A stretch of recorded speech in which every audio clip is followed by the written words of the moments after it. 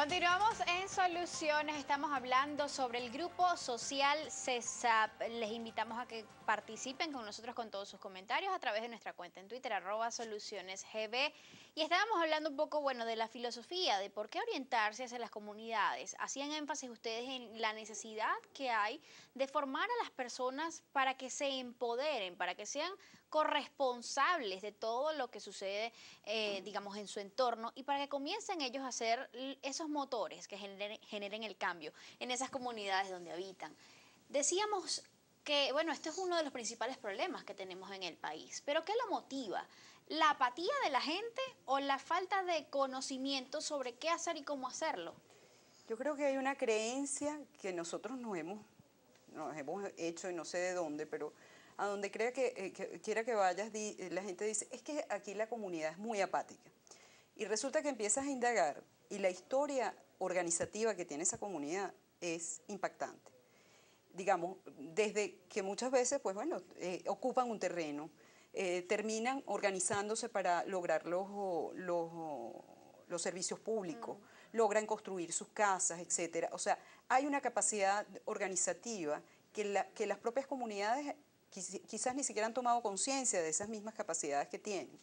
Entonces creo que tenemos que derribar esas leyendas en las cuales nos hemos convertido prácticamente de nuestra identidad, que es que somos apáticos, que no participamos. No participamos, muchas veces pasa que es que elegimos y ya sentimos que con eso estamos participando y después nos desentendemos. ¿Qué hace esa persona por la cual nosotros hemos votado? Bien como vocero en el Consejo Comunal, bien como presidente de la Asociación de Vecinos o como diputado, en fin. Ese acto de participación, que es la votación, que es tan importante, nosotros pues se queda y se agota en ese mismo acto. Entonces, ¿cuál es el llamado a decir, no es un cheque en blanco que le estamos dando a nadie, sino decir cómo estamos atentos, cómo sabemos, cómo nos informamos ahorita que vienen las elecciones para la Asamblea Nacional? ¿Quiénes son los candidatos que van por nuestros circuitos donde habitamos? ¿Cómo nos ponemos en contacto con ellos? ¿Cómo le ponemos nuestros asuntos en su agenda? La agenda de los políticos no puede ser una agenda diferente a la agenda de la gente. ¿Cómo vamos a llenar nosotros la agenda de los políticos si no nos comunicamos con ellos, no estamos atentos a lo que hacen, si acuden y cumplen con sus responsabilidades, si finalmente rinden cuentas por los fondos ¿Cómo públicos? exigimos si no estamos pendientes de lo que están haciendo Correcto. realmente? Entonces, digamos, hay como una desconexión en ese acto. Es decir, bueno, nosotros votamos, elegimos a unos individuos que después sencillamente nos desconectamos de eso. Claro, tenemos la expectativa porque hemos votado por ellos de que hagan Claro. cosas a favor nuestro, ¿Y pero creen ustedes que esto del ejercicio de la ciudadanía es algo que, pues afortunadamente, quizás viene en aumento durante los últimos años? ¿La gente va entendiendo cuál es su responsabilidad y está actuando en consecuencia?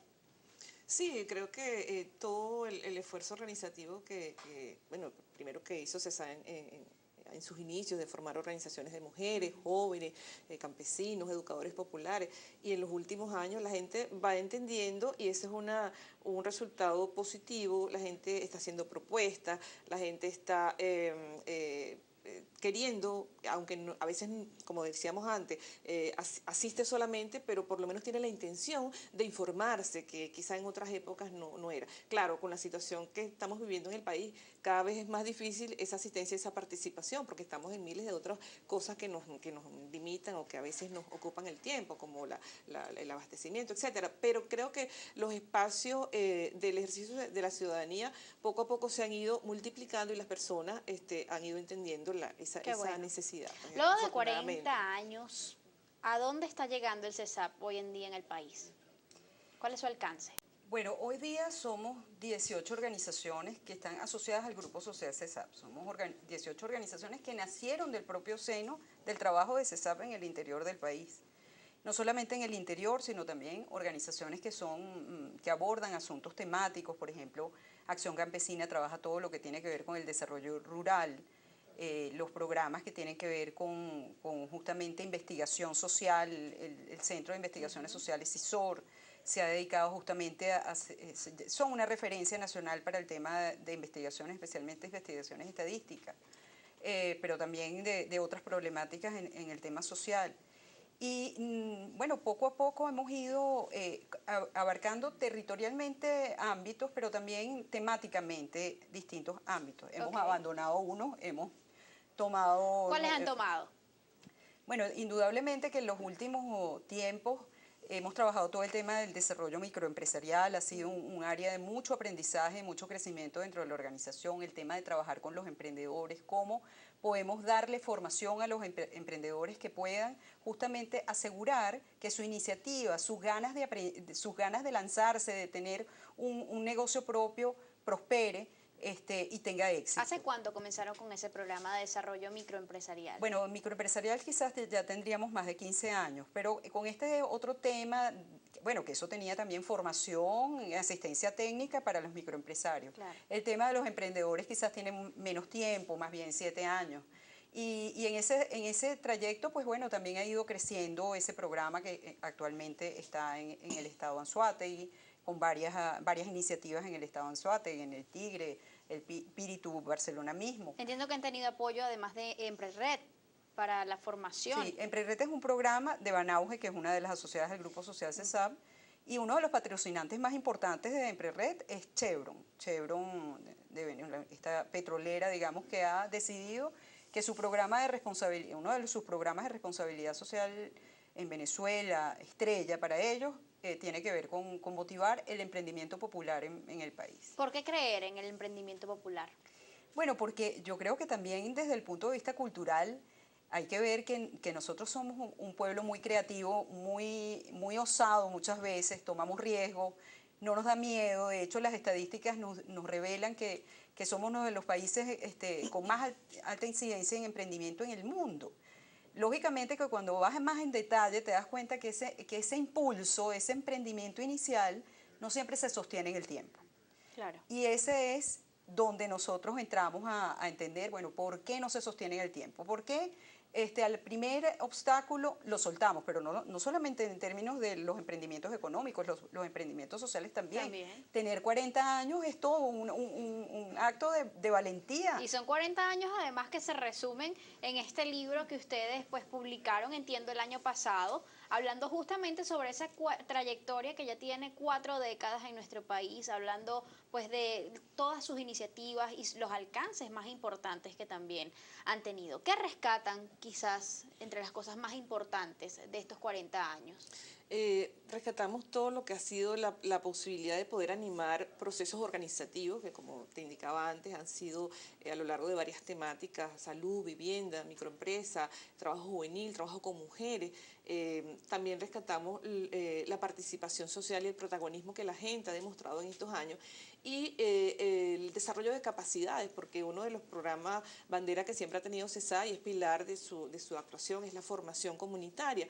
De hecho, tenemos varios centros de formación en varias partes de Venezuela, uno de los cuales es el pionero, el más importante, el Centro de Formación Pozo de Rosas en San Pedro de los Altos, que permanentemente ha tenido un programa de formación con talleres de diversos tipos: psicosocial, organización comunitaria, gestión de proyectos, y eso ha generado muchas capacidades en las personas para organizarse, para incidir sobre las problemáticas que les aquejan, para poder relacionarse con otras organizaciones comunitarias que hacen vida en su localidad o en su municipio. Creo que esos han sido uno de los aspectos más importantes de nuestra trayectoria. ¿Han podido ustedes trabajar a través de estas áreas en las cuales enfocan sus acciones con organizaciones o instituciones oficiales? ¿Han podido establecer esas alianzas en algún momento para el beneficio de las comunidades? Sí, indudablemente que, digamos, como la misión institucional de CESAP tiene que ver con incidir en el desarrollo. Y si esa es una pretensión, nosotros siempre tendríamos que contar con el sector público como aliado, como referente, como espacio donde se hace incidencia, donde se reivindican los derechos. Digamos, ese interlocutor para nosotros es muy valioso, muy importante. Hay que decirlo también, no ha sido fácil en los últimos tiempos. Sin embargo, siempre hacemos cosas y siempre estamos moviéndonos, intentando buscar esas alianzas, porque no solamente con el sector público, necesitamos aliarnos con todo el mundo. O sea, de hecho, yo creo que una impronta de la organización, así cuando tú preguntas, bueno, ¿qué otros aspectos han sido relevantes? Yo creo que el sentido de crear redes, buscar cómo nos vinculamos a distintas otras iniciativas que a lo mejor son diferentes, que tienen otros enfoques, que tienen otras estrategias, que tienen hasta ideológicamente otros abordajes, nos hace fuertes, nos hace que efectivamente podemos trascender y podemos marcar pauta. Creo que ha habido un acercamiento importante también con la empresa privada. Hay afortunados encuentros porque la empresa privada también está interesada en ver cómo hace para implementar programas de responsabilidad social con mayor impacto. Y creo que ese interés nos ha surgido de parte de ellos, pero ha habido afortunados encuentros con muchas organizaciones que han logrado poder implementar algunas iniciativas de responsabilidad social en torno a, digamos, a las zonas aledañas a las empresas en donde tienen sus operaciones, etcétera. Entonces, crear masa crítica, contenidos, metodología, cómo se hace ese trabajo para que esa inversión que está haciendo la empresa privada o el sector público tenga el mayor retorno social, es un desafío enorme, que hay que permanentemente crear las herramientas para poder medir que efectivamente lo que quiere hacer se produce. Y además eso tiene que ver o influye muchísimo con este programa o eje de acción que ustedes denominan, bueno, desarrollo comunitario y mejora de la calidad de vida. ¿Cómo han logrado ustedes influir a través de este programa en las comunidades? Claro, las comunidades una vez que diagnostican su realidad, porque eso es una de las cosas primero que podemos, que enseñamos a las comunidades o que compartimos, que es la necesidad de conocer la realidad, conocer el entorno, sobre todo en el programa de gestión del riesgo de desastre es muy importante, o sea, conocer el entorno para saber cuáles son las debilidades, cuáles son las problemáticas, priorizar esas problemáticas y lograr generar proyectos de acción que se desarrollan entre todos los miembros de los grupos comunitarios, de las organizaciones, y poder evaluarlos y monitorear esos proyectos.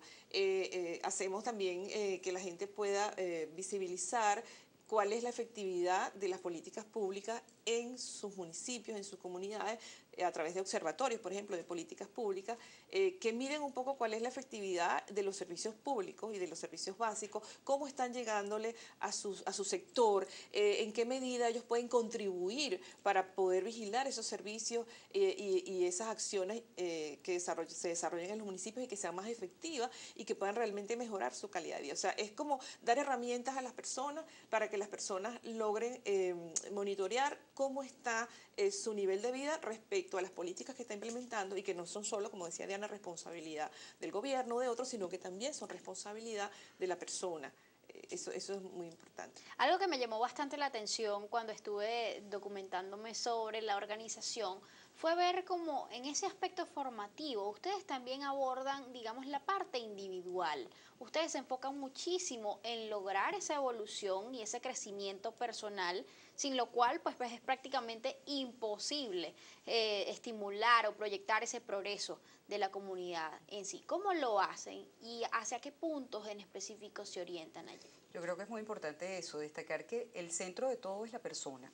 Es la persona, lógicamente, en relación con otros individuos que son sus vecinos, su familia, etcétera, pero también su relación con el ambiente. Entonces, digamos, nos importa mucho que la persona tome conciencia de lo que es, del valor que tiene. O sea, todo ese aspecto de poder reconocerse a sí mismo como una persona valiosa, válida, que tiene derecho, que es acreedora de derechos, obviamente también de deberes, pero ese sentido de poder separar en sus propios pies, reconocer que tiene capacidades que a lo mejor no ha desarrollado, que tiene talentos, que puede poner al servicio de la gente.